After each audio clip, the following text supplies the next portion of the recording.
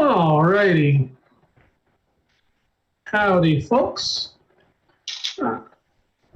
Welcome. I know our initial prologue session was a little informal, but since we're getting started as a formal session 1 tonight, just want to go ahead and get everything out there. First off, thanks very much to Onyx Path Publishing for letting us be on their channel. Just to let you know, Pugmire's getting a countdown to its new Kickstarter project, starting Tuesday at 1 Eastern. That being said, let's jump into it. Just as I said before in the session 0 for our prologue,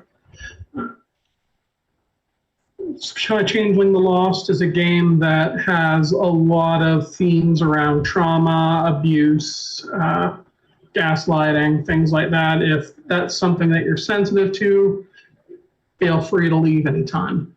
But for those of us who stick around, let's get started. First off, for the players, we didn't go into it last time since we were being a little informal, but now let's get into our aspirations.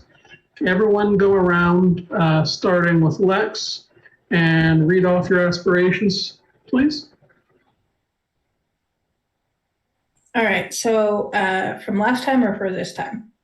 This time, please. All right, so my aspirations this session are get my feet wet, cool my temper, find a hidden place, become a red one, and get a harness for the dolly. Alrighty. Jeff? So for Elliot's aspirations this week, we'll be fix a drink for myself for once, get somewhere safe to sleep, figure out how long I've been stuck here, and figure out who this guy is, referring to the gentleman we encountered at the end of last session.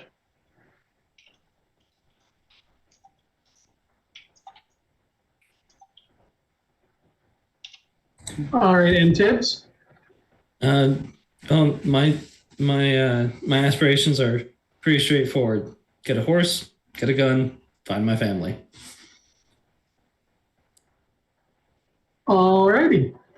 So, to sum up what happened last time, our crew just managed to escape from the realm of Arcadia, the mystic realm wherein the fairies reside, preying upon humanity and all that it creates. They must manage to get out from the liminal realm of the hedge and through a gate to the mortal world, which was shut directly in the face of the pursuers.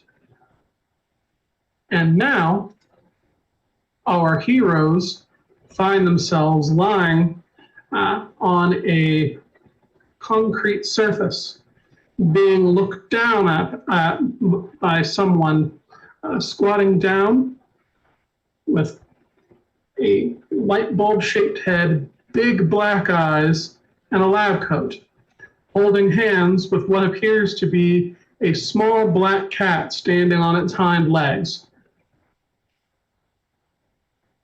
Everyone, the first thing that you notice is a slight change in feeling. Here, back in the mortal world, it's immediately obvious that things are a little different. And the major difference is that the 8-inch tall doll that was laying on top of the pile appears to have grown quite a bit. She gets off of you gingerly, the holes in her feet still bleeding, while the gentleman who was surprised to see you is apparently still attempting to find his words. We come in peace?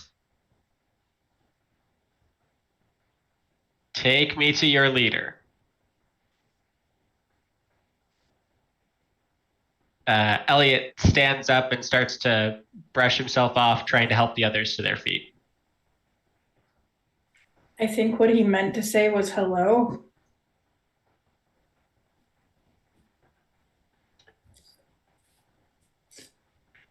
Quite the interesting looking fellow. Hi.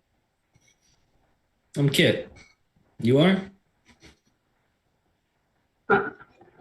The person who was watching out stands up to his full height. He's about 8 feet tall and incredibly thin. Under his lab coat is a ratty old t-shirt that has a cartoon picture of a UFO with a little heart in it that says, "The truth is in here." You can notice that his hands are shaking as he reaches into his coat and pulls out a small bottle of pills and a bottle of water. He takes a couple. The cat that was holding his hand walks over to his other side and pats him on the knee, unable to reach much higher. The gentleman takes a deep breath and he goes, You scared me a lot. I'm sorry. My name's Doc." And that moment, the doll opens her mouth. Her voice no longer small and quiet. "Tall boy," she calls. "Get over here. I've got holes in my feet and I need your help." Doc Tallboy immediately stands to attention. The shiver's gone. His eyes wide in surprise. "Ma'am," he runs over. He squats next to her and immediately looks at the holes in her feet, whistling through his teeth. The cat leaves his side and goes over to you, beginning with Kinsey and looking you over to see if you're injured. She looks up at you and says, "Meow?"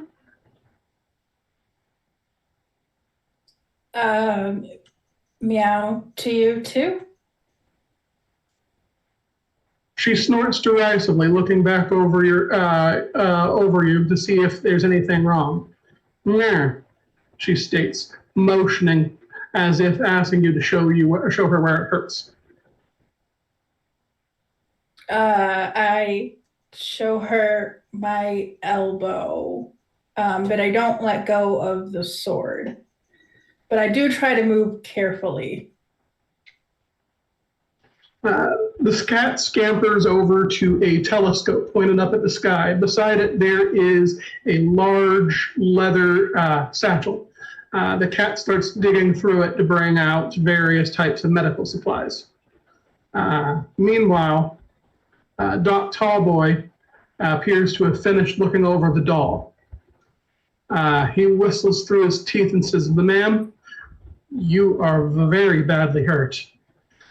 I don't think I can really heal you fully here and now, unless you're okay with me using," he starts rifling through his pockets, "my phone, some chewing gum, and cat hair."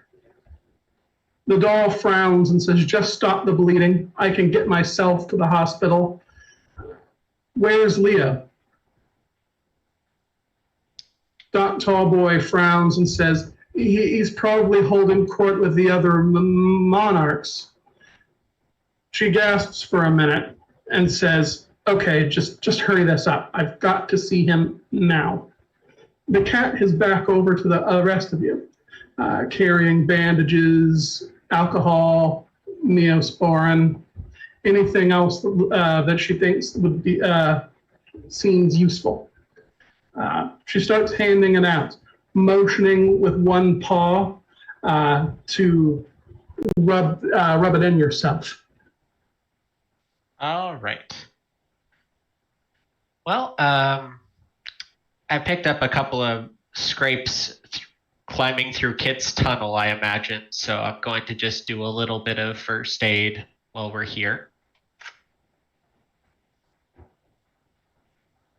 Let's see. Got 1 dot in medicine, so I'll help with patching people up, I suppose. Let's see. I'm doing all right. So I'm gonna wash my hands after digging through the dirt and stuff like that. All right. Was anyone seriously injured? No, I don't think any of us got touched. Okay, then no need to make any rolls.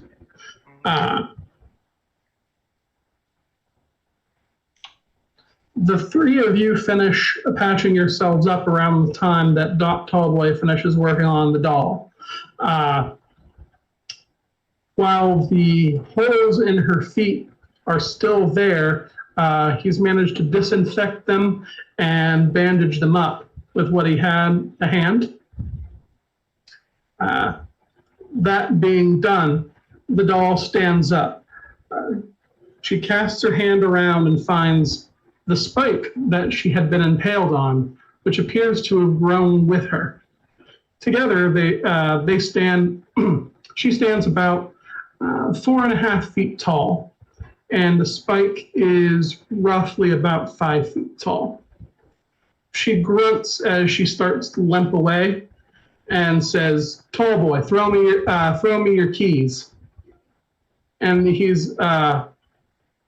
snaps to attention and says, "Ma'am," and tosses her his car keys. Before you go, ma'am, I take it you know what's going on here?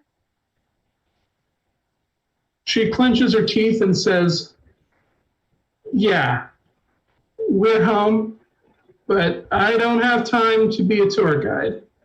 Tallboy, can you take care of that?" Tallboy nods and says, "Yes, ma'am, I can do that." She nods back at him and says, "Look, he'll take care of you better than I can, but I've got hell to raise, and you should get somewhere safe. I don't know what time it is, but it seems like things are not too great." Looking at how Tallboy's jumping around. With that, she limps off to find the fire escape and begins slowly climbing down it. Well, I guess I turn to Tallboy and say, well, since they're on their way, would you mind telling us what's going on? Tallboy sighs and says, "Sorry, I was just a little scared. I have some issues."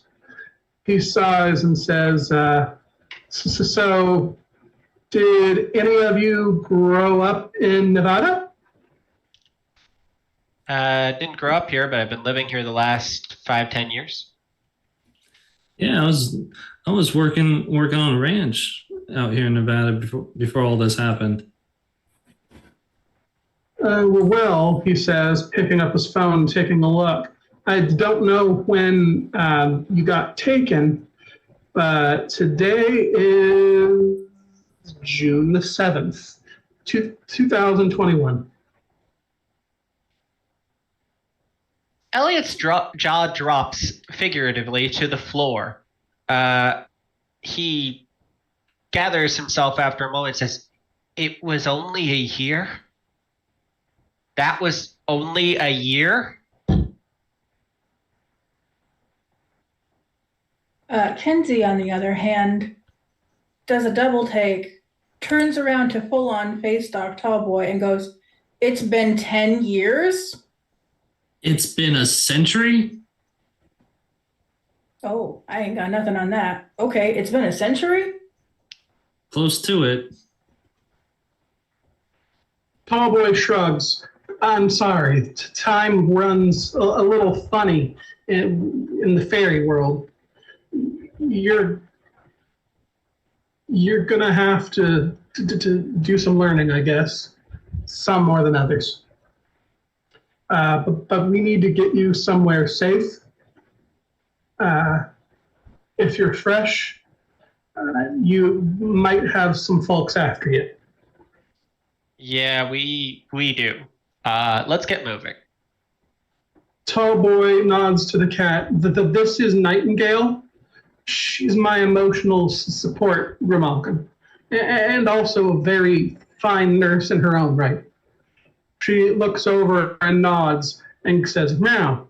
She appears to smile as much as a cat can smile before she starts packing everything away. Tall boy goes over and grabs his telescope. I don't suppose you can, I don't suppose I can get a rifle from you, can I? But at the Freehold, we will probably have one or two that you can borrow. But for now, he sighs and says, "Well, if it comes down to it, I do carry a gun you can use. If you might be a better shot than me." Nightingale meows, and he says, and better than her too. I mean, I don't want to leave you. I don't want to leave you unarmed. Believe me, I'm not going anywhere once we get to the Freehold. Not tonight. Well, then let's get to the Freehold. What can I do to help you get packed up? Elliot moves over, eager to assist however he can. Dark Tall Boy hands the bag to Elliot and begins digging around in one of the side pockets. He pulls out a second set of keys. He gives a thin smile and says, "Paranoia, huh? You're only paranoid until you need it." After what's happened the last year, apparently, I'm not willing to argue with you about that. He leads you down the fire escape and to a parking lot. From here, you can see that you're in a apartment complex. He points over at a building a few blocks away and says, "I live nearby, but my building doesn't have nearly as good a view of the constellations this time of year, so I come here."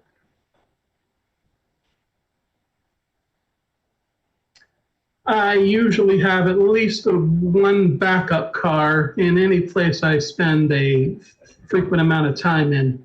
You need an escape route. That's lesson one. You need an escape route. He brings you over to a small, cheap, beat-up looking sedan and throws his stuff in the trunk. "Get in, everyone," he says, as he sits down in the driver's seat.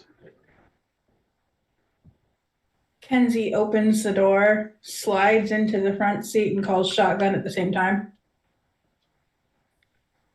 Elliot's unwilling to argue and clambers into the back, leaving enough room for Kit to follow.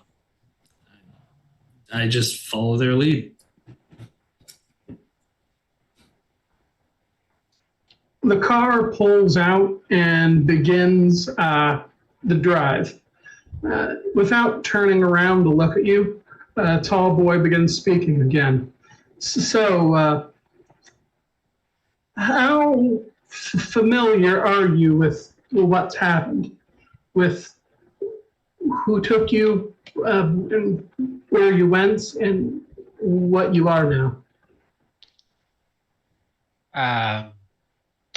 I served as a drinking vessel that was expected to make drinks for, I believe he's been called Lord and Father and a handful of other things, but it was hard to hear from inside everything. Anyways, it's not important.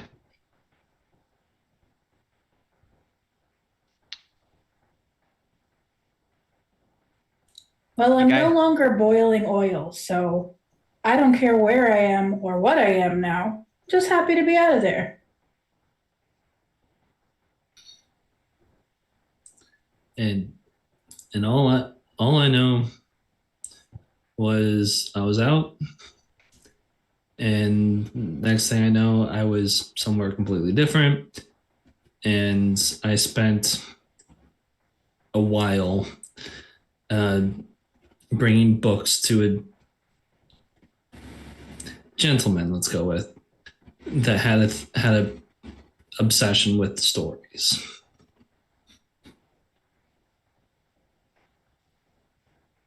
Tall boy nods and says, "Oh, sounds like the Lord of Tales. Most people here escaped from his realm, the Grand Library. There's a few people who were taken by other fairies, but not many."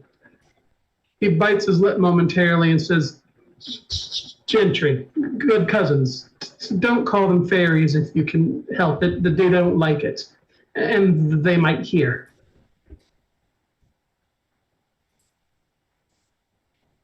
Got it.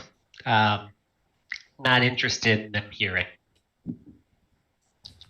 He nods, pulling out and taking a left turn. He waves his hand around and says, "Well, welcome to Las Vegas.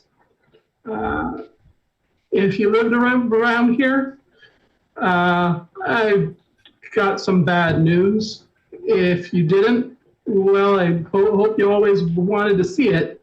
You're probably not leaving." Not Got it. leaving. We're stuck here. Not quite, but it's not safe out there. Here, we're protected by the contracts of the city's freehold.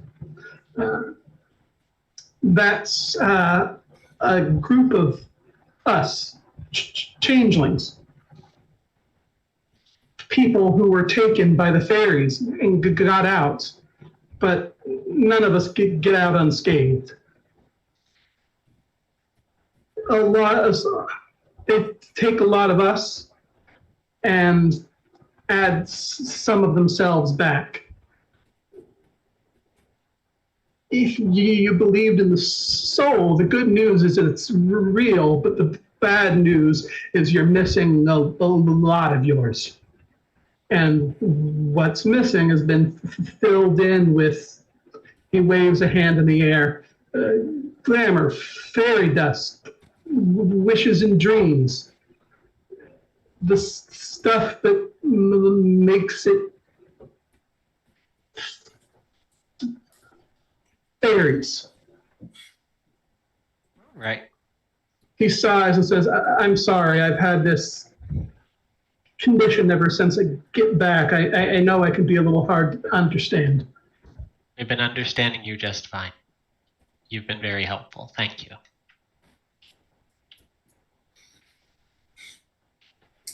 He sighs and says, "Now's not a great time for newcomers to come here, but it's not like you get to choose. We've had a incident last week." What kind of incident? One of the leaders of the Freehold, our king of the Spring Court, was taken back by loyalists to Arcadia. They call themselves bookbinders, and they serve under the Lord of Tales and his favorite little toady, Rattlebones. Oh. This may be an awkward time, but we've met. Probably. That's his sword back there. Enzi holds it aloft. Tallboy screams, and then about within a moment or two, shuts himself up and takes a deep breath. "Oh, then you're in trouble," he says, as he presses the gas pedal down. You can see the speedometer go from 30 miles all the way to 60. "Oh, we need to get to the Freehold soon." Is it safe to be going this fast? Safer than waiting around out here, he says. Everyone, please make a chance roll. You got it. All right.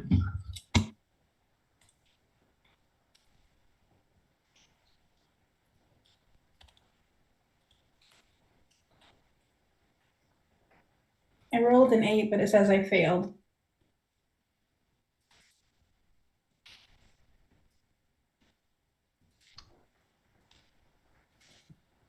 Odd. Guess we're just gonna go to roll 1 now. Okay. Looks like I managed a 3. Wow, exciting. Yeah, I got a 6. This should be fun. Around that time, you hear a thump on top of the car. Elliot looks up and sees what appears to be the tip of a bronze knife cutting through the roof of the car. All right then.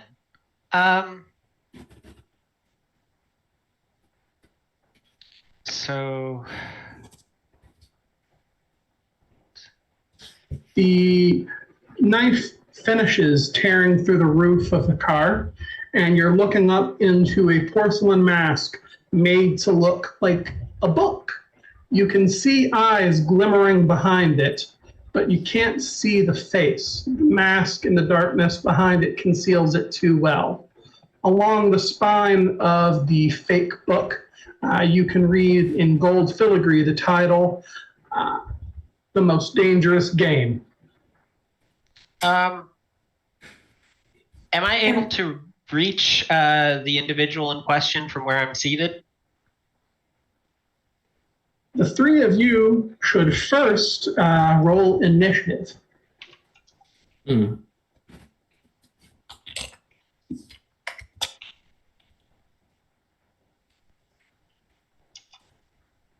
So, okay. How does the initiative You just work? roll 1, and then we add our initiative mod to it. And Okay. So there's no fancy way with this not that I'm aware of, but we'll mess Yes, with it. there is. Hold on just a moment. Oh, okay.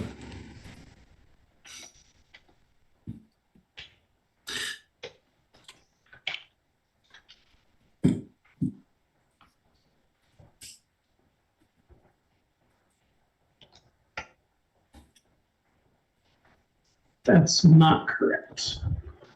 Bear with me a moment. Roll init, and then put your modifier afterwards. Okay. Am I keeping my roll? Roll a new one. Okay. I will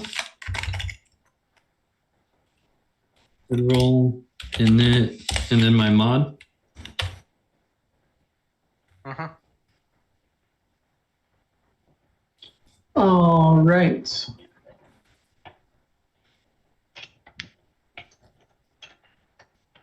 So looks like Kinsey tied with the bookbinder.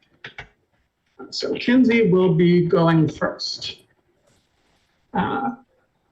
before the bookbinder. The person who would be going first.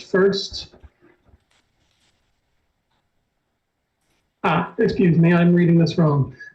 Kinsey rolled a 12. I rolled an 11 for the bookbinder. Tibbs rolled an 8. And Elliot rolled a 13. 13. Okay. So, Elliot goes first. All right. So this is a mask, and it looks important. And I don't really have the equipment to be like doing harm here. I don't have a weapon, and I'm not good at using them. So I'm gonna see if I can disrupt him by breaking that mask. Touch of Workman's Wrath. Let me pull this one up. Since this is the first time we brought it up. So basically what this does is it allows me to... Touch of Wrath, it's the new word. I'm remembering the old one. So basically what this is it lets me roll intelligence plus crafts plus word and do that much damage to an object for each success. So I have a fair bit of intelligence plus crafts. All right, roll those bones. All right, so let's see if I can't disrupt this guy by pulling his mask off. Let's see who's really here.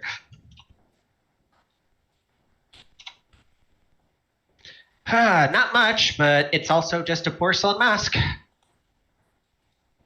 Luckily, one success is a success. Since the masked bookbinder is staring directly at you, it isn't hard to simply reach up and touch his mask. Around your hands, you can briefly see translucent thorns and vines made of glass and barbed wire pop up, and a crack comes across the mask.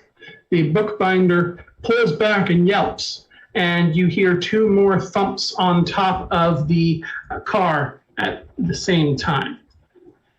Kenzie, your turn. There's a hole in the roof, and I would like to stab up through it. All right. So that'll be a strength plus brawl roll, please.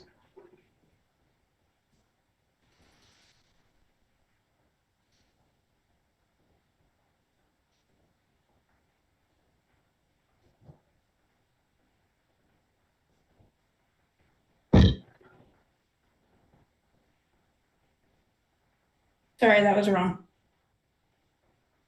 I was gonna say, I'm sure you have better dice than that.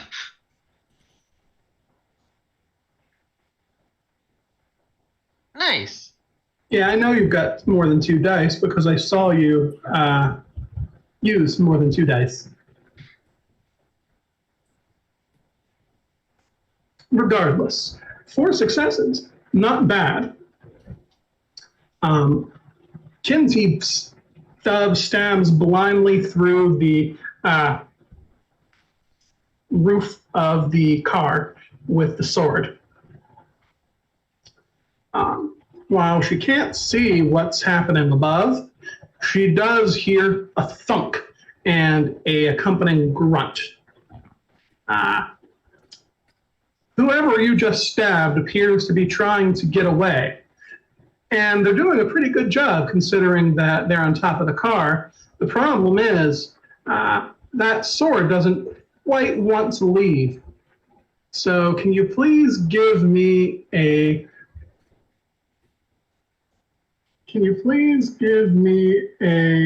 strength plus weaponry roll in order to retain the sword?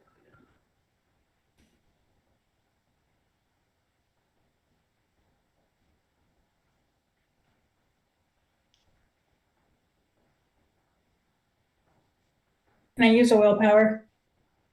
Be my guest.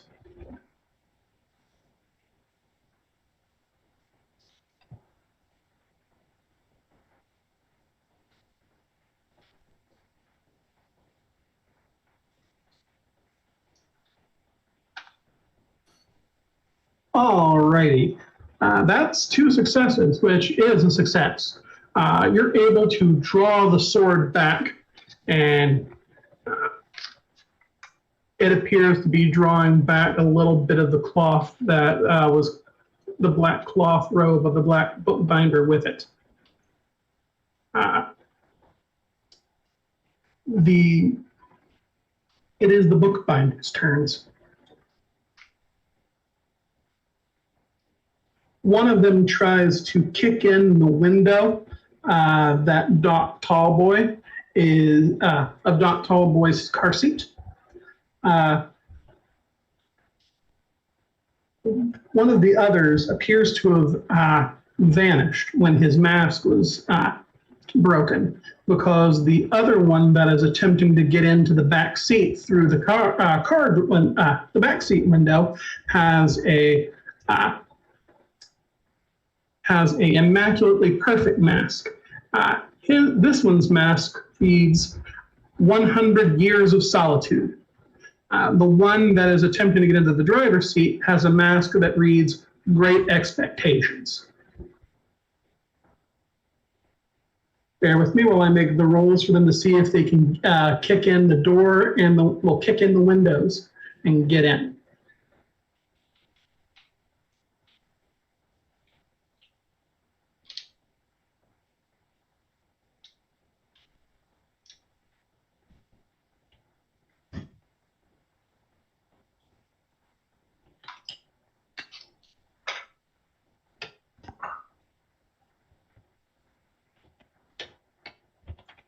All right. The one trying to kick in the driver's side window manages a success. The one attempting to get into the back seat just barely manages to get their foot through the window. That is briefly caught while they're trying to pull it through. It is now Kit's turn. Kit notices Nightingale, the cat, coming up from under Doc Tallboy's seat, carrying in her paws what appears to be a gun. It's not anything like the guns that you're used to.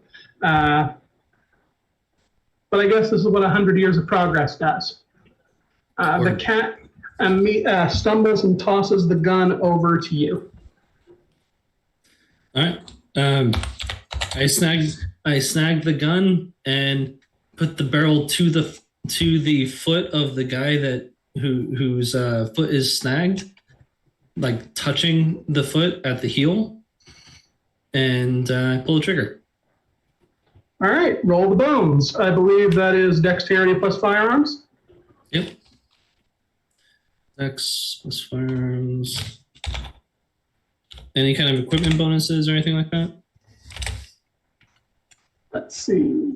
This is a basic gun, so that is a +1 damage.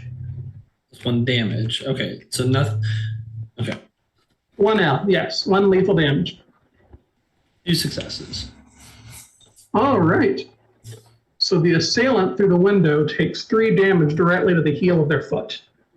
3 lethal damage, which is quite a lot.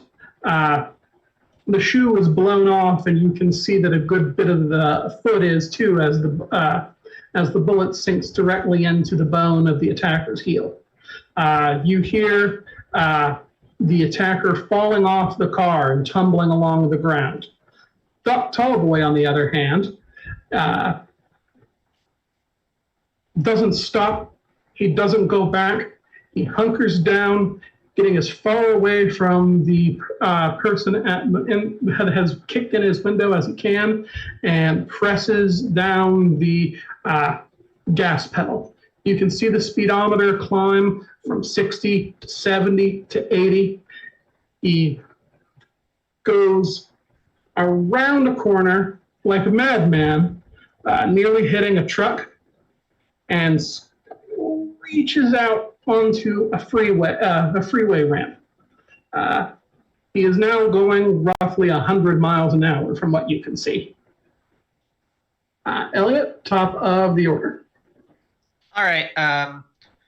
Because I don't have a really good way of reaching this guy, I'm gonna. So somebody broke one of the windows in the back, yeah? Yes. I grab one of the pieces of glass, toss it in my mouth, and activate Primal Glory as I crunch down on it. All right. Glory's loophole, which lets you get out of expending glamour to use it, is consuming some of the elements somehow. So I'm going to make armor out of glass, which will do damage to anybody who's within a certain distance of me and attacking me or my friends.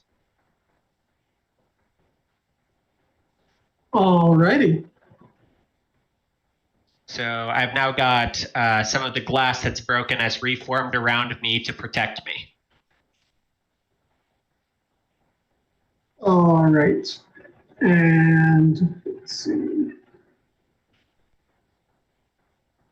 Armor rating of 1-1. Let's see.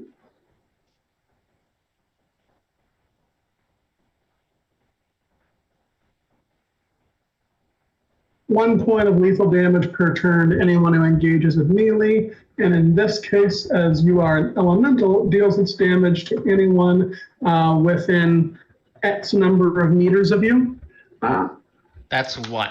So, but One. this guy's close enough. All right. Elliot crunches down on the glass with glass teeth. The liquid inside swirls around, and you can feel a rush of energy as the vines and thorns appear briefly again, as broken glass juts out of your body and into the car around you like waves. It's something like seeing the fin of a cartoon shark as the broken glass where it juts out goes through the surface but does not appear to damage it. The person who is harassing Doc Tallboy appears to have less good luck as the shards of glass come up through their hands. You can hear a grunt from the bookbinder named Great Expectations. He tries to move away, but appears to be pinned by the glass. All right. It is Kinsey's turn. Where is the cat? Nightingale has ran over to the passenger seat. So with Kenzie then. Yes. Okay, I'm gonna hold my action and stay between Nightingale and any harm. Alrighty. With that being the case, let's see.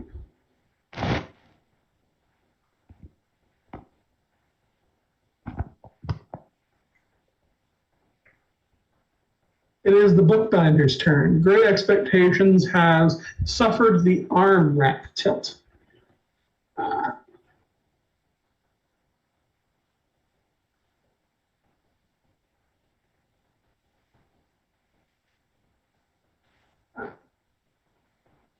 They are going to be taking a penalty because of the injury. Glad to be helpful. With their they rip one of their hands free, the glass coming along with it. And you can hear them grunting under their breath as they pull out a long bronze dagger. And with this dagger, they stab at Doc Tallboy. Let's see, that's strength plus weaponry with 2 damage. So that is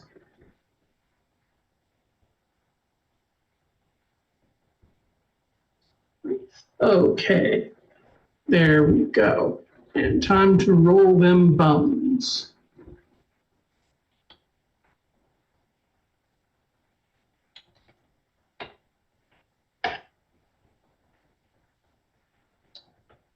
That's 0 successes.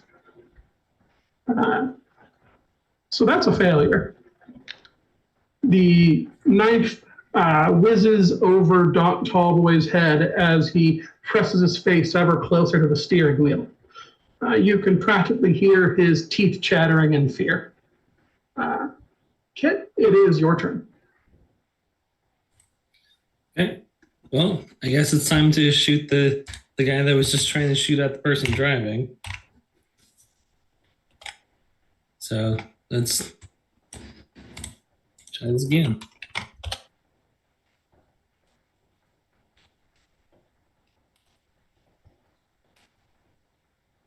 3 successes. Or at least. All right, that is 4 lethal damage to the bookbinder. All right, with that being said, the bullet rips through the shoulder holding the knife. The bookbinder has both arms injured at this point, and you can hear them grunting in pain through the mask. The voice sounds vaguely feminine, but that's all you can make out. They let go and leap away. No one is left attacking the car. Congratulations. Doc Tallboy does not slow down as he pulls off the freeway. Within a few minutes, you find yourselves heading towards the Las Vegas Strip. He drives around that area and pulls into the parking lot of the Four Seasons Hotel. He does not stop to lock the car door or get his things.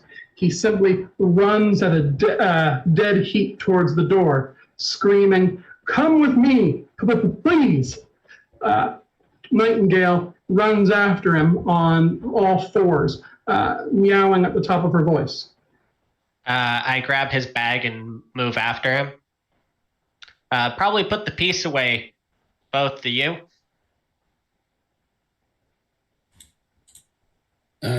Yeah, I put it in my belt loop. Yeah, I put it in my belt. What else am I gonna do with it, right? We still have Portrait Boy, right? No, he left. He Yeah, bailed he fucked off. before we made the exit to the mortal world. He found a different exit. Good, screw him. Okay, I get out and I run. If I run faster than Nightingale, I pick up Nightingale on my way. All right. The group heads through the front door, bursting through the crowd. There's gasps of shock and horror considering the bloody state of you. Doc Tallboy makes it directly for the counter. At the counter, you see a young lady staring in horror.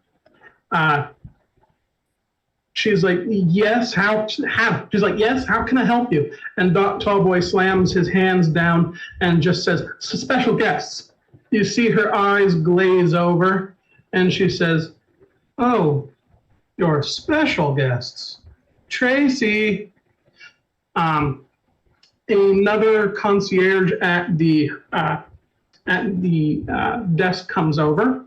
This one has light green skin, and just looking at her, you can tell that she must be one of you, considering that she's got hair made of vines and leaves. She grimaces at the state of Doc Tallboy and says, oh, what happened to you? Tallboy just waves it away with one hand and says, we've got guests, 3, and I'm fine mostly. We need to get down to Lost Vegas now. Of course, she says. She whistles and brings over a couple of security guards. She just says, special guests, and points towards the elevator. Their eyes glaze over as they begin pushing their way through the humans who are trying to crane their necks to see what's happening. And the guards lead you over to the elevator. You can see the translucent ghostly vines and thorns around their heads as they stare at you with unmoving, blinking eyes. Their eyes either unfocused or rolled into the back of their heads. Tall boy joins you in the elevator and slams down on the third sub-basement button. As the elevator closes, he leans back and takes a deep breath. Well, we're safe, he says. And you're about to see our Freehold's headquarters, the place that the monarchs hold court. Prepare yourself. The door opens and you find yourselves in a dank and musty sub-basement. It's dark. That's lit only by a fading, half-functional fluorescent bulb. Tall boy leads you through a few twists and turns of corridors until you come up against a door. This door looks to be in surprisingly good condition considering the rest of the sub-basement, and emblazoned on its front, instead of the Four Seasons Hotel logo, you see a coat of arms. It's divided into quarters, with the upper left quarter showing a stylized flower, the upper right corner, a stylized sun, the lower left corner, a leaf, and the remaining lower right corner, a snowflake. Tall boy sighs again and pushes open the door. You can feel the tension roll out of him. Nightingale hops down from Kinsey's arms, standing up on her hind legs and following along behind Tallboy. Judging by the fact that your shoulders just settled, I'm guessing we're safe now. Hopefully, he says. I don't think anyone's going to attack us here, if that's what you mean. I hand him his pistol. I probably shouldn't be carrying this if I'm a guest. He takes it back wordlessly and leads you inside. Within, you find what appears to be a vaulted chamber, a underground ballroom lit by a chandelier with hundreds and hundreds of candles. In here, you can see a mob of people milling around, if you can call them people. They all have something strange about them, and you can immediately tell that these are your people, the one Tallboy had called changelings. There is a dais in the middle of the room on which there are 4 thrones in a line. There are 3 people sitting on the thrones and 1 person standing next to a throne on which sits a pillow with a translucent green crown on it. You can immediately hear an argument going back and forth, but you're too far back in the crowd to hear what they're saying. Tallboy grimaces and says, well, my job here is done. You need to find some intake people. We have a hospitality policy. It's 2 weeks. So you have some time to settle in before you decide if you want to join or not. I thought we can't leave. That's the city of Las Vegas. You can feel free to leave if you want, but you won't have the Freehold's protection outside, which means you'll probably get taken within a month or two. I'm fine with staying. Not interested in doing that again. He shrugs and says, most changelings don't get out a second time. Well, looks like we brought one exception with us today. Hopefully, we made a good impression. Around that time, the tenor of the argument rises greatly, and you hear a deep, booming voice roaring, but we must, madam. Clara has come back to us. This is unprecedented. You hear a quieter voice responding calmly. If you strain your hearing, you can just about hear a woman responding. Yes, King Leo, Clara is back with us. That's highly suspicious. But she has been taken to a hospital. She will be fine.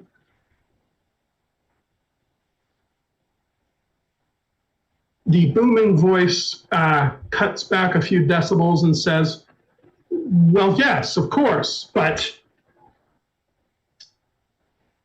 if she's back, that must mean something happened. And we should prepare for war immediately. Summer should take charge now. Well, this looks like a whole lot of politics. I step forward to the crowd. Perhaps our situation might give you guys some insight to what happened. Kenzie just yells and says, suspicious how? Hi, we came out with Clara. It's lovely to meet you all. The crowd parts for the three of you. You can hear muttering as all the changelings around you scatter to get away. You find yourselves standing alone on a little patch of floor. The folks on the dais turn to look at you. Here you get a better look at the four. There are 4 chairs, one in a bright and vibrant, one thrown in a bright and vibrant green, one a deep red bronze, another a brittle brown that appears to have been made out of dead wood, and a last one that is a plain white office chair. Sitting on these chairs, except for the green one, are more changelings. Next to the green one stands a tall, thin woman. Her skin appears to be shiny when you can see it. Different bits and pieces are moving across it, so it's really difficult to tell what she looks like as it changes from moment to moment. Patches of her skin changing color and texture as she looks at you. The eyes, too, flash between different colors before finally settling on an auburn as she seems to take a little control. Next to her, having leapt from the bronze throne when he heard the word Clara, is a man only a little shorter than Tall Boy, if you could call him a man, because what he looks like is a lion standing on 2 legs, with human hands wrapped around a sword about roughly the size of a car. He's wearing modern-looking armor, plate armor with Kevlar over it, and a pair of army fatigues over big metal boots. He blinks at you a few times incredulously. The other two have not left their chairs. On the wooden throne, there is an old woman in a robe. She doesn't look that different from what you would expect from a mortal, except that you can tell there's something off with her face. Her chin is just a little too pointy. Her nose is just a little bit too long, and she doesn't appear to have pupils. The last person sitting on the office chair and flanked by two men in suits wearing blindfolds who appear to be perfectly normal humans is a marble statue with intricately carved hair and a white suit with a pale blue tie. He watches with fascination. The lion heads over to the edge of the dais and jumps down. He looks over at Elliot and said, "So you are the ones who brought Clara back to us." He claps a hand on your shoulder, and it's clear he meant no harm, but you still have to wince as it definitely will have left a bruise. "Pleased to meet you. I'm Leo Rex, the king of the Summer Court. Welcome to Lost Vegas, my friends. We extend our hospitality to you." I thank you. I'm glad we were able to help. We escaped at the same time Clara did. We helped them escape their, they were trapped in a music box, and I'm sure you saw the injuries that were left behind from that. He nods and says, "Yes, it's unfortunate. She's going to the hospital immediately, thanks to you.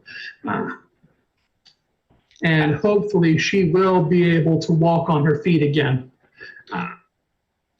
Has a man who looks like a portrait been gotten here before we did? The lion scrunches up his face in surprise.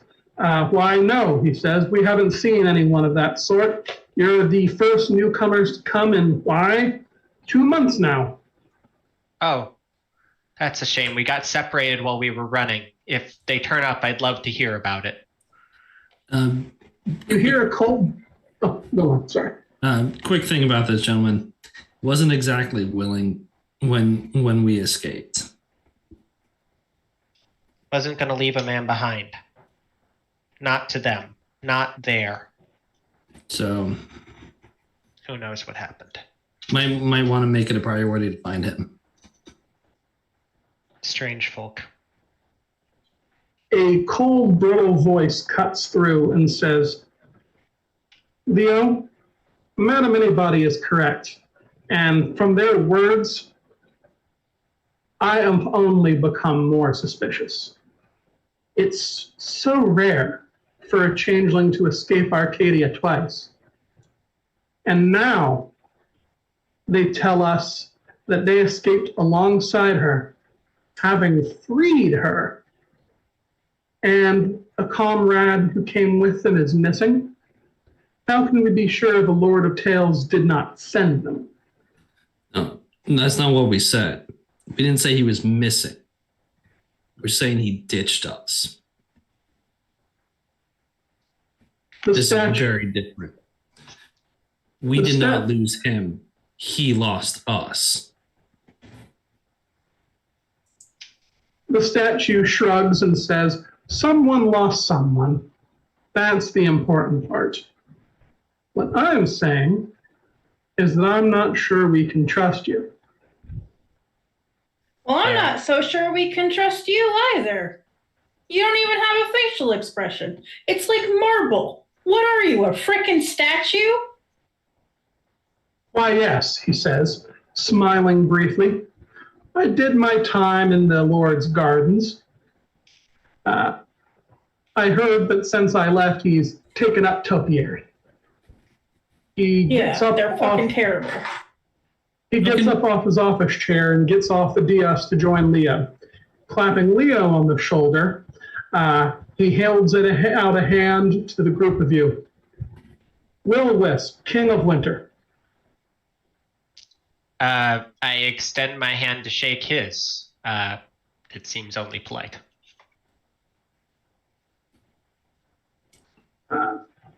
He nods warmly.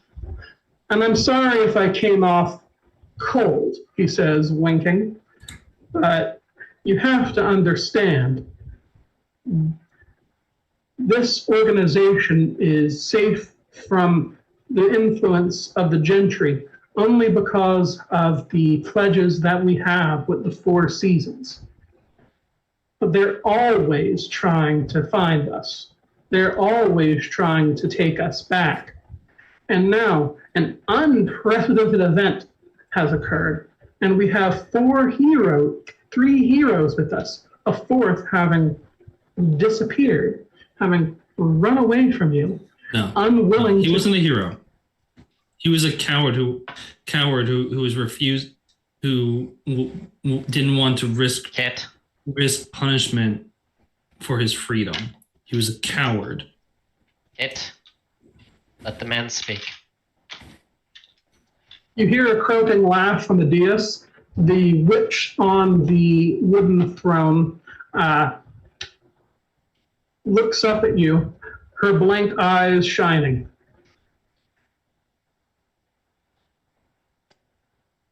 I have to admit I'm suspicious too, she says. You can call me Agatha. I'm the Queen of Autumn. But at the same time, shouldn't we be suspicious of anyone who escapes Arcadia? It's not like it's easy. So I'm no more or less suspicious of you than I am of anyone who comes through here. You're welcome to our hospitality. Just bear in mind that should you break our laws or bring trouble upon us, you'll have hell to pay, and then me. But of course. Speaking of trouble, Kit, would you show them sorry, not Kit. Kenzie, would you show them the thing?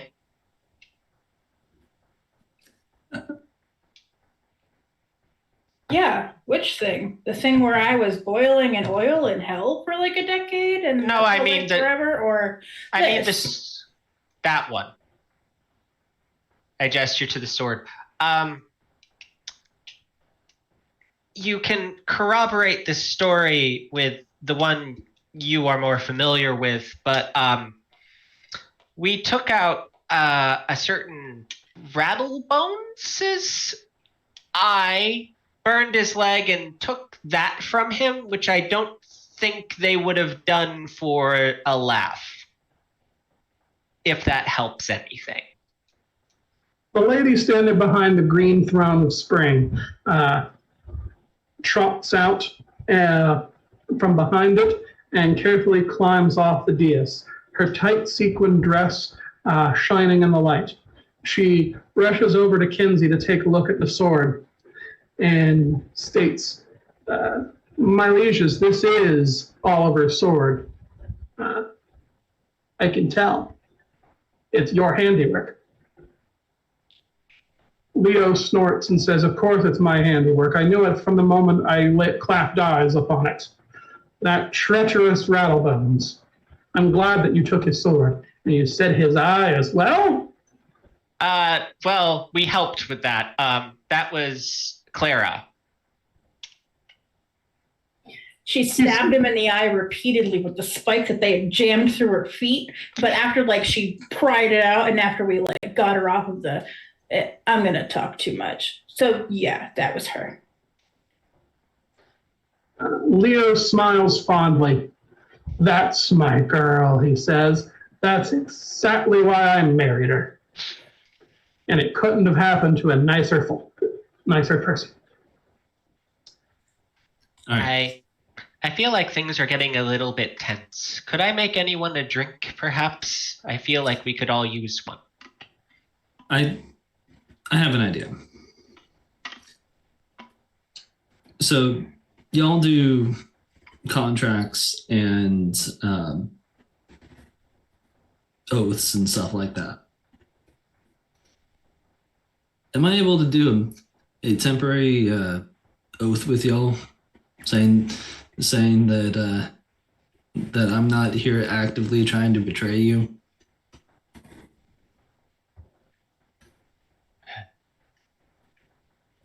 So that stuff's carrying over here too, huh? You don't trust me? Well, you don't have to. Will, the King of Winter, gives you a firm, tight grin and says, yeah, pledges, oaths, they're gonna be your bread and butter here. Welcome to being a changeling. But be careful who you make deals with. Be very careful.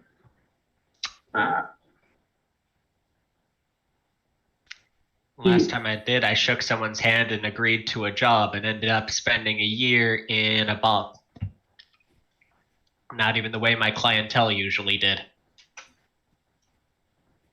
He reaches out a hand to Kit and looks him dead in the eyes with his white marble eyes. So, do you want to promise that you're not going to hurt anybody in this room for the time that you're here? Let's say the period of hospitality, 2 weeks. For the period of hospitality, I will only harm the individuals in this room as a matter of self-defense. The king shakes your hand, and you feel that brief rush of wind and power as the ghostly thorns of the hedge appear around your finger. When they disappear, you have a small red string tied into a knot around your ring finger. I likewise agree. The king shakes hands with you, and likewise, a matching red string appears around your finger. Kenzie shakes her finger at him and goes, this seems really suspicious too. So if I'm sus, you're sus. But I guess for like you said, 2 weeks, if no one tries to start shit with me, I won't start shit with them. How's that? That's what we're asking. Do you promise? I'll do you one better. I'll pinky swear. He shrugs, and his expression falling back into perfect marble neutrality, extends a pinky. The red string appears around your finger in a rush of wind and ghostly thorns. So we're getting real literal around here too. All right. That was cold. All right. We're done, says Agatha. These three need somewhere to stay. And you, Leo. She kindly puts her hand on his and says, you should go be with your wife. Now is a difficult time for the two of you. We'll discuss this thing about Summer taking power early later. Leo nods, briefly gives Elliot a hug, and holsters his giant sword on his back before heading out the door. That being done, the woman, Madam Anybody, ushers Elliot over to a bar. You said you wanted to make drinks? Well, this is Las Vegas. We have some of the best drinks around. Right now, our bartender is, unfortunately, she says, gone. So let's try to make the best of it. I'm going to go see what we can do to get you accommodated. Before you go, miss, let me make something for you. I'm going to throw a presence plus crafts plus mixology roll at this.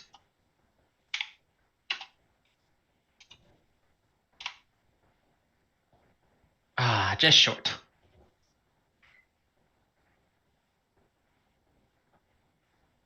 Well, that's 4 successes.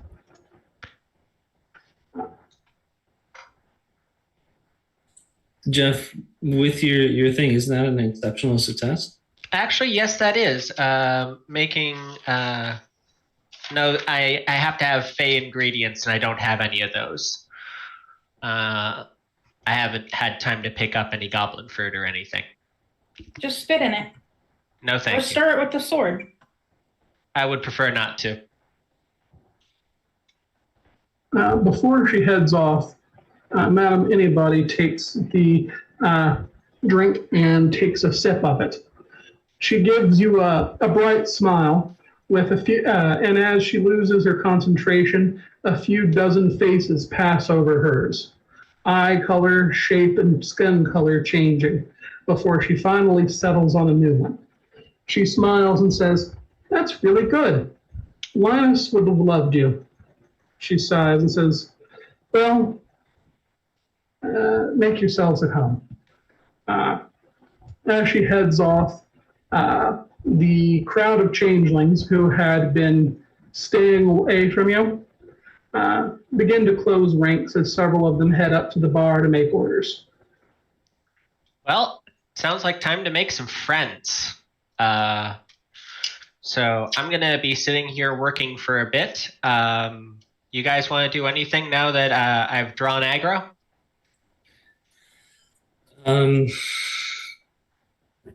Let's see here. I mean, I guess I'll... You should go find a weapon, if nothing else. They said they had them here. Yeah. I'll schmooze about and see if I can find out who I can talk to about getting some protection.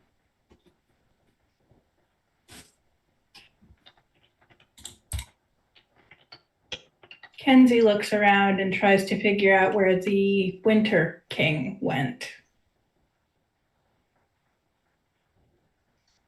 The monarchs have abandoned their thrones. The Winter King is sitting at a table several meters away from the dais. He's flanked by the 2 mortals wearing blindfolds. They're wearing black suits. And several important-looking changelings are attempting to talk to him at his table. However, his eyes have never once left your group, and as you approach, his eyes clap directly onto you.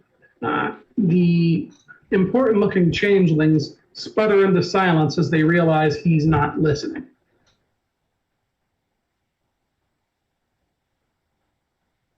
"Yes," he says. "Did you have something else?" Sorry for calling you a statue when you're just a statue person. A person who is a statue, who was a statue, who is a statue. Sorry. "Well, you look like you've been on fire, to be fair." Apparently for about a decade. Literal uranium candle. So my temper gets a little fiery. He says, leaning on one of his hands. "So are you radioactive?" I don't know. I haven't tested. "Well, let's test now," he says. He snaps his fingers, making a distinctly bell-like noise, and says, "Ethan, over here." One of the blindfolded men comes up to you It's surprising how well he can move with that blindfold on. Go ahead, give her your hand, she says. Let's try this out and see what happens. Yes, boss, says Ethan, holding out his hand. No offense, but I have this nifty red ring that says I'm not allowed to even try to hurt people, so, like, this seems like a trap. I'm not part of this organization, says Ethan. I don't count. Will smiles at you and says, yeah, he's one of my personal bodyguards. We know each other on a professional basis, outside of fairy affairs.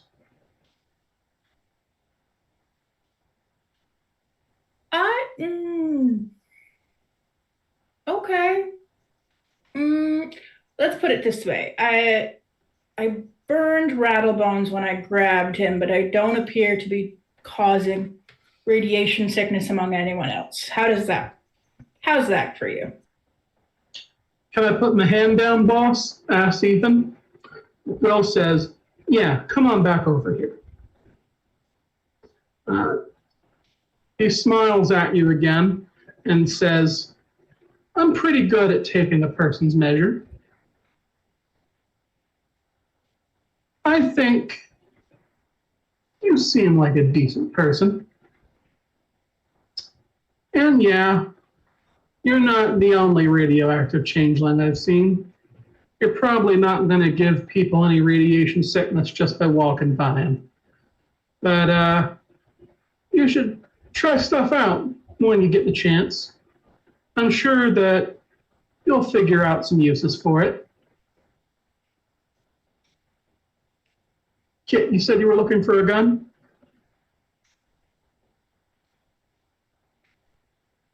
Yep. You know, why not? I'll approach the summer monarch. He was the big guy, right? He left. He's He gone. left? Okay, my apologies. Is there anybody else that looks like they have violent tendencies? Alrighty. If you're going to try to find someone who might be able to get you some weapons, let's make a wits plus firearms roll. Well, let's make it wits plus firearms plus socialize.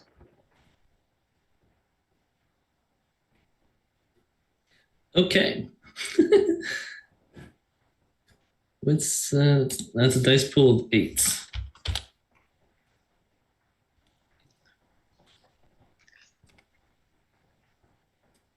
Two successes. Alrighty, well, that's still a success. Kit asks a few changelings some questions, and they point him to other changelings with whom he can ask questions.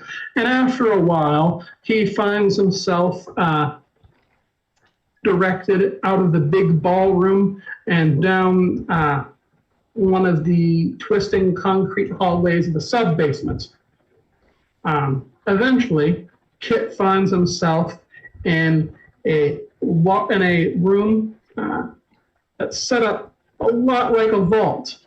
The doors open, and inside you can hear the sound of someone playing video games. Of course, Kit doesn't know what that is. To him, it's just a lot of beeps and bloops. Okay. So I call it like, hello? Come on in, says a surprisingly useful voice. It sounds like a teenage kid. Was told I could talk to you about getting something to protect myself. Oh yeah, I'm quartermaster now. King Leo says. Come on in.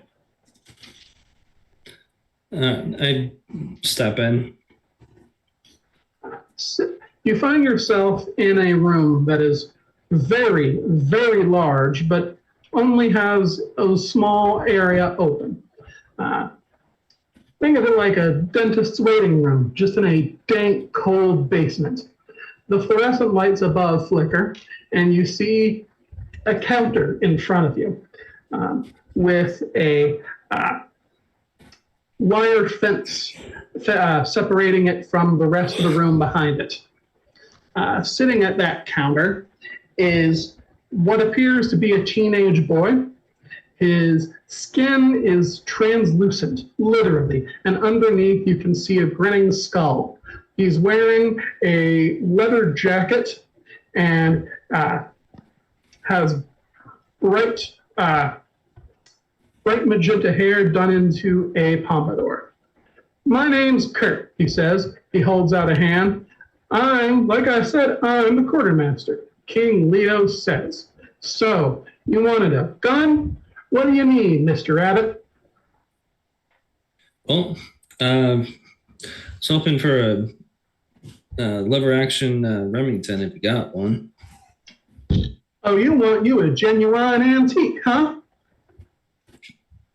Yes, sir. It's what I learned to shoot on and what I was using up till the time I left. King Leo taught me how to shoot an AK-47. AK-47? Oh, yeah. He makes a motion with his arms like he's holding a imaginary rifle. It goes like this. Bah!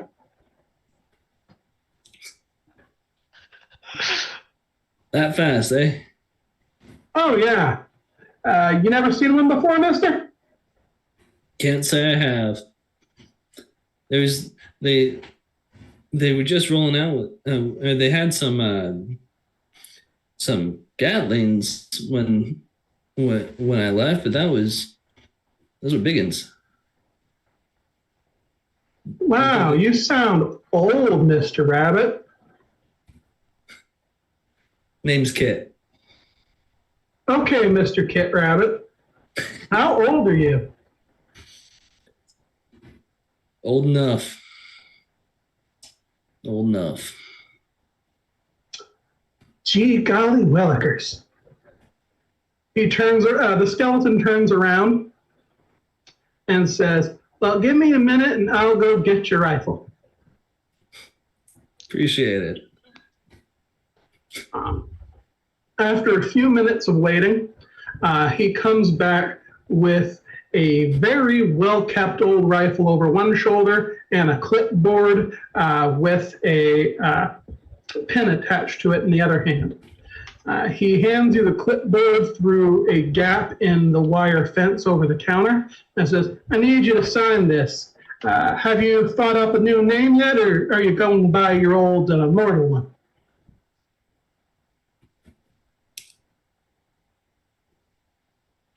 I haven't really had a chance to think about it.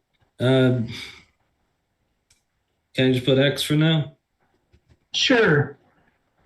You sound new. When are you from? 1921, 22, something like that. The skeleton whistles through his teeth and says, that sounds tough. Me, I was taken at 8 years old in 1956. He gives you a salute. Looks like we're time buddies. He passes the gun through the opening and says, be careful not to shoot anyone that you don't mean to. These old ones can be a little temperamental. I know. Am I allowed to make modifications? He shrugs and says, I don't really care, but you're not supposed to. But I won't tell if you don't tell. After all, we're time buddies.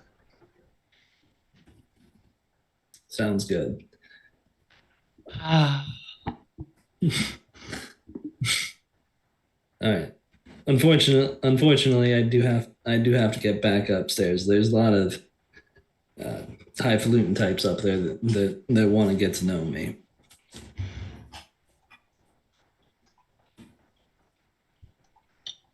moving back to Elliot, you've been making drinks for a while now. Give me a presence plus socialize roll, please. Absolutely. Since I am, doing this through the medium of making drinks for people, can I at least call on my specialization in mixology? Yes, be my guest. Thank you. And I'm going to willpower because this seems real important. All right.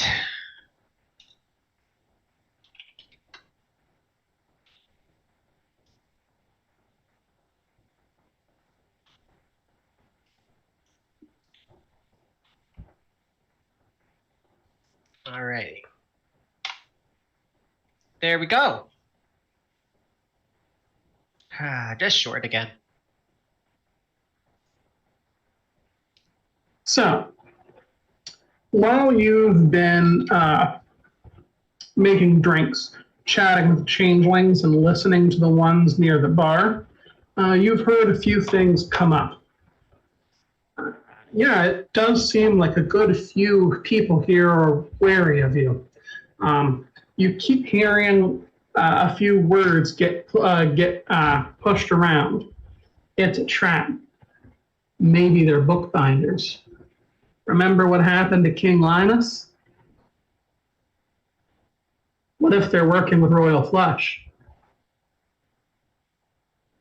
Be careful. Around this time, a short gentleman in a suit, immaculately pressed, comes up to you and hops on one of the stools. He's even shorter than Kenzie, being about 3 feet tall, and is flanked on each side by 6 cats, each of them wearing immaculate suits or maid dresses, carrying empty trays. The gentleman hops up on the stool and looks at you. You get a real good look at him. He's smiling at you pleasantly, and he looks like a troll doll someone left out in the sun for a year. He's tanned, he's very wrinkled, and his red hair is flying away everywhere. You can see evidence that he's tried his best to comb it. You can even see the remains of a hair tie that may have been used to try to keep it in a nice little ponytail. But it looks like his hair simply does not listen. Barkeep, he says, smiling at you. Let's spread around some of the cheer. My staff here would like to bring out drinks to the Freehold at large. Would you mix some up for us? Absolutely. My apologies. My name is Moggins, and I'm the head butler here. Lovely to meet you. I reach out my hand to shake his, clearly wanting to get in, good with what appears to be another authority figure around here. Without hesitation, he gives you a warm handshake. Staff, he barks. The cats stand up at attention and meow in unison. Time to get to work. They hop up on the counter and present their platters to you in sequence. There are 6 of them in suits and 6 of them in dresses. And they line up man, woman, man, woman. The ones in suits would give you a flourish and a bow, and the ones in dresses give you a curtsy. Each of them giving you a direct eye contact as they say meow. They're very enthusiastic about their work, says Moggins, winking. So go ahead, give them their drinks, and they'll get to going. Your friend should be back soon, and we'll be able to get you guys settled in for the next couple weeks. All right. So 2 things. One, we appear to be having what amounts to a show happening with a bunch of cats jumping up on the counter here with platters. I'm kind of tempted, since I'm going to be making a bunch of basic drinks to share out among the crowd, to do a performance of mixing rather than, making a complicated drink. I believe I talked to you about that one as presence plus expression. Yes. So we're doing the high flair bartending thing. I'm gonna do some juggling and mix some really good drinks for them real quick. Because also this is adorable and it gives Monster Hunter. Okay, so for the Freehold cats, we've got... I'm blowing a willpower on this. We're getting that 5th success tonight. My God! Not yet. Not yet. Alrighty. So that is 4 successes.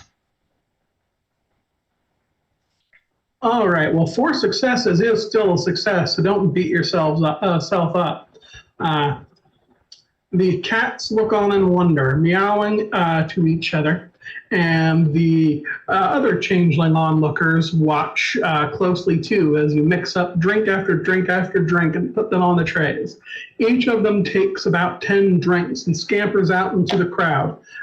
You can see them tugging on people's hems and pants legs to meow up at them and offer a drink. Morgans hops off of the stool and comes behind the bar and says, "Well, that's a good lad, but it looks like you're done for the night. So your friends will be here any minute now." Well, then I just got 2 more drinks to make for you then. What will you have?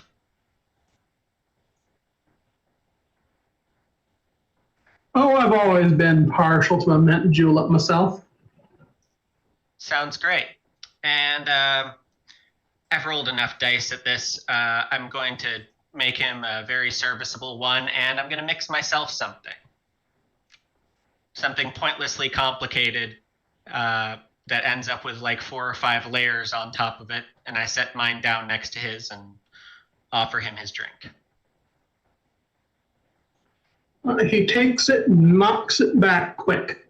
You've never seen someone drink that fast, but it is a mint julep. He looks satisfied as he hands you back the empty glass, and you see Kenzie and Kit approaching in the distance.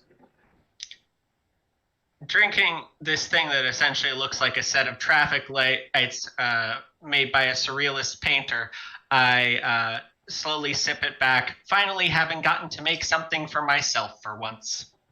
It's been a long time. Hey, Kenzie. Hey, Kit. Get what you were looking for? Yeah, reckon I did. I don't know what I'm looking for, but I'm here, and I'm hoping they got those little soaps. Little soaps. We are in a hotel. Morgans looks up at Kenzie and says, "Don't worry too much, lassies. We'll see you, right? Follow me." And he leads the 3 of you down into the hallways. All right. Follow him. After a few minutes of what appears to be fairly aimless wandering around, he takes you into a big, messy office. You can see dozens of the cats in here, standing on their hind legs, some of them dressed as waitstaff, some of them wearing the outfits of chefs, some of them in little handyman overhauls, rummaging through piles of paperwork, dusting, cleaning. They meow as Morgans walks through the door, and he says, "Hello there, lads and lassies. Don't let me interrupt you, but we've got some new ones with us today that I've got to get set up." He gestures at half a dozen mismatched old dining chairs in front of a desk covered in paperwork. He climbs on top of a big chair that's been ratcheted several feet off the ground to accommodate him. He sits down and begins filling out paperwork. So, he says, sorry about the cold welcome, but I hope that I can be the first to officially give you a nice, warm welcome to Lost Vegas, the official Changeling freehold of the city. Well, thank you for having us, and it's been lovely to meet you, Moggins. I take it you're in charge of the wait staff? He nods. I train up the Grimalkins myself. They're hobgoblins, you know, start as mortal cats. But after some training and some time in the hedge, they are just keen little buggers, ready to get to work and happy to be here. Oh, they're wonderful. Have to figure out something they might like. They seem lovely, and waitstaff deserves a good treat now and again. Well, they like treats, they like chicken nuggets, and they like catnip, but don't give them too much because they smoke it and then slack off. I think I know a recipe for catnip tea. I'll see if I can find a strength that'll keep them on the job. So, he says, filling out forms, here's how the hospitality period's going to work. You guys are going to get rooms on one of the crappier floors. Sorry, but that's all that our agreements with the hotel are able to give us, especially since there's 3 of you. Your rooms are paid up for 2 weeks. After that, you'll either have to pay for them yourselves or find somewhere else to live. Sorry about it, but them's the breaks. We offer lots of little services here. If you need help finding a way to make some money, finding a place to live, getting paperwork so you can get driver's license, stuff like that, we got folks who can help. I take it that I probably shouldn't go back to my apartment. It's been a year, and I'm guessing they're going to have thrown my stuff out by now. Moggins looks up and says, well, you're new, so I don't expect you to know. But you can go back to that apartment if you want, but you'll probably find that you still live there, he says ominously. What? One of the first things that the gentry do when they take good folks like you and me away is they tear out little bits of your soul, little pieces of your shadow, and mix it around with whatever crap they find laying around, and make themselves a little voodoo doll. They call it a fetch, and to mortalize to your own, it'll look just like you. Thing is, they're never quite right. Sometimes they're more off than others. But if you've only been gone a year, I doubt he's moved away. Just be careful. They'll know when they see you. They'll know you when you're coming, and as soon as they clap eyes on you, they'll know who you are. Oh boy. And if the other 2 of you, nice folk, lived anywhere near Las Vegas, I'd be careful too, because there's probably one for each of you.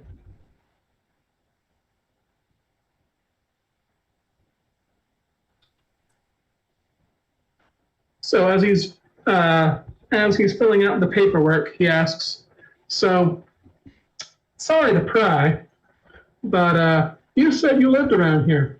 What about the rest of you? What were you doing before the Lord of Tales got to you?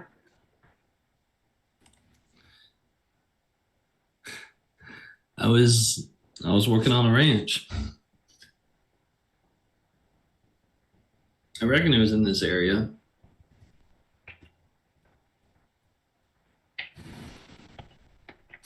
Some cattle got scattered. I went out to bring them back. I explore abandoned places and places that I wasn't supposed to be, but I found a place that I wasn't supposed to be, and then I explored the place that I wasn't supposed to be, but then it was a place that I really was not supposed to be, and now I'm here.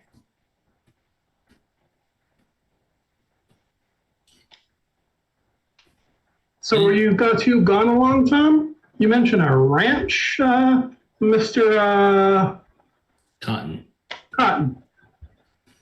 You mentioned a ranch? Yep. How long were you gone?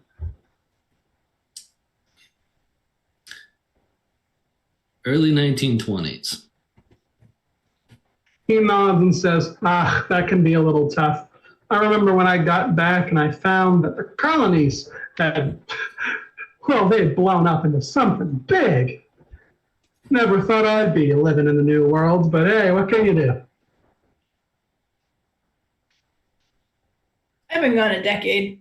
10 entire years. Can you believe it? 10 years, but it felt like a million, so I kind of get it. But also, that's a long time to be gone.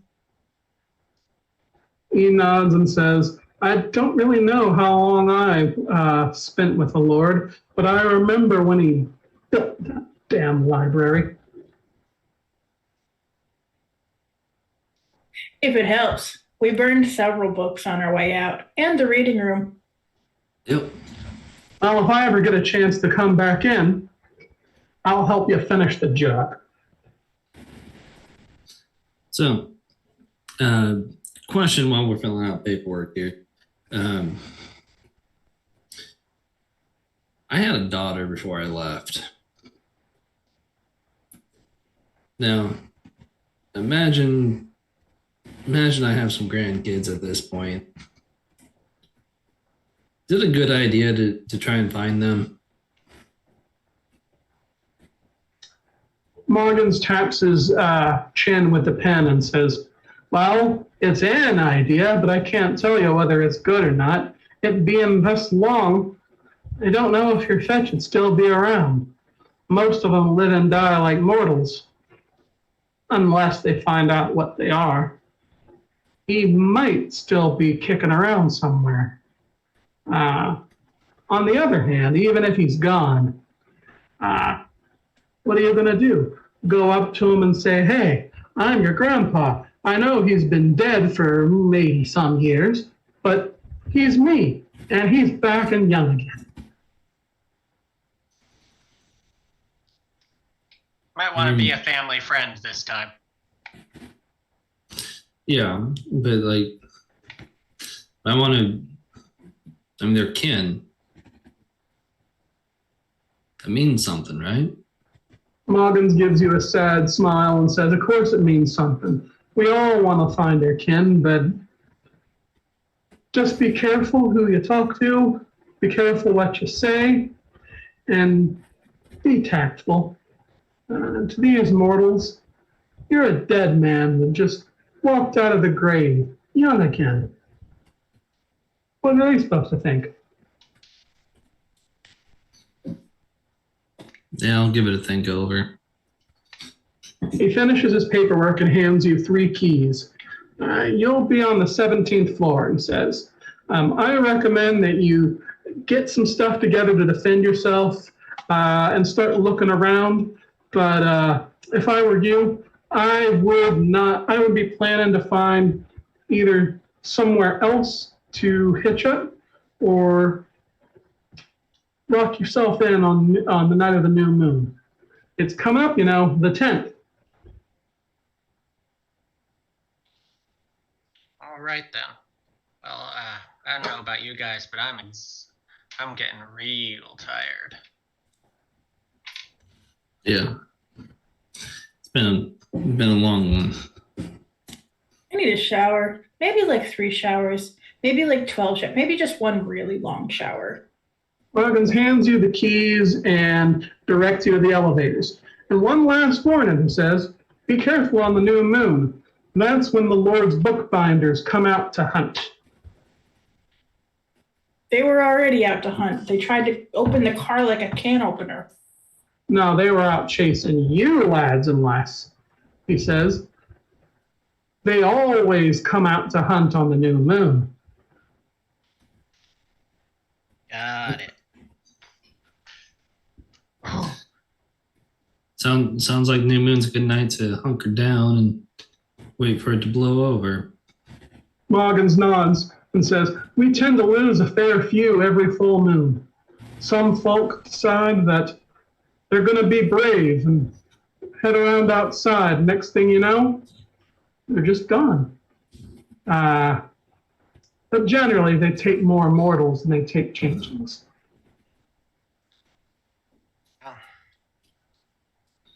Guess I'm just gonna stay inside and see if I can't make a couple of friends with a couple of bottles. "You do that," he says, "but also be a little careful.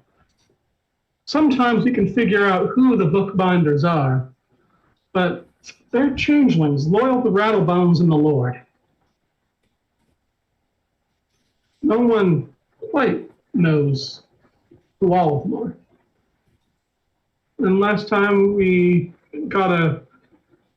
started counting the titles on their masks, there was at least a good 50. Well, you can add Great Expectations and, I don't know, 2 other dumb ones. The Most Dangerous Game and 1,000 Nights of Solitude. That first one, though, sure took off running when his mask broke. Moggins gives you a big, happy smile. "Well, would you want to stick around and have your identity revealed before the court if you've been taking folks away for the Lord of Tales?" Valid. Probably not, but I don't think it's going to come up. Also, keep an eye out for any changelings that show up that happen to have a mysterious limp and a wound on their left foot. He writes it down and says, "Oh, that's a good little tip. Thank you very much. I'll make sure the Grimalkin staff know all about that." And the other one, I believe, got 2 large pieces of glass through his hands. Didn't seem too happy about it. Oh, and a bullet wound in his other shoulder. Moggins laughs hard and hearty, slapping his knee. He writes that down too and says, "Sounds like you did a number on him, lads." "Come in, Lassie." "Well, I'm always glad to hear that, and I'm sure that the staff will be keeping an eye out. You might get a note from me if we can figure out who's who. But you look tired. Maybe you good folk should get some rest."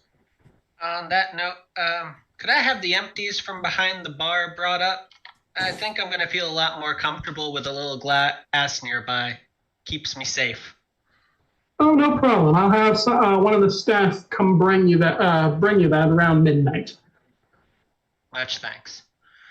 He shoos you out of the elevator, out of his office, and says, "That you know where to find the elevator, lads.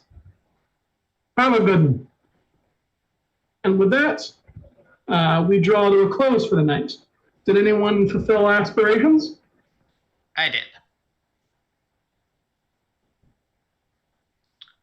All right. So I had 4 aspirations tonight. Figure out who the alien is. Fix myself a drink for once. Get somewhere safe to sleep, and figure out how long I've been stuck here. And I have cleared all of those. All right, take a beat each and think up some new ones before next week.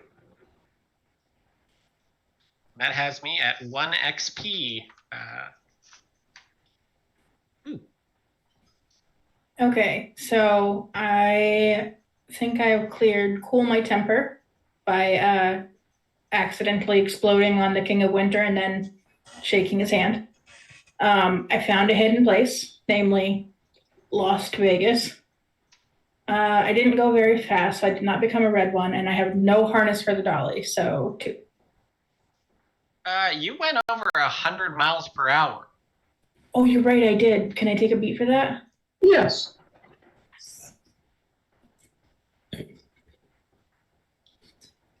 All right. So the let's see here. Okay, sorry. Okay, so I got a gun.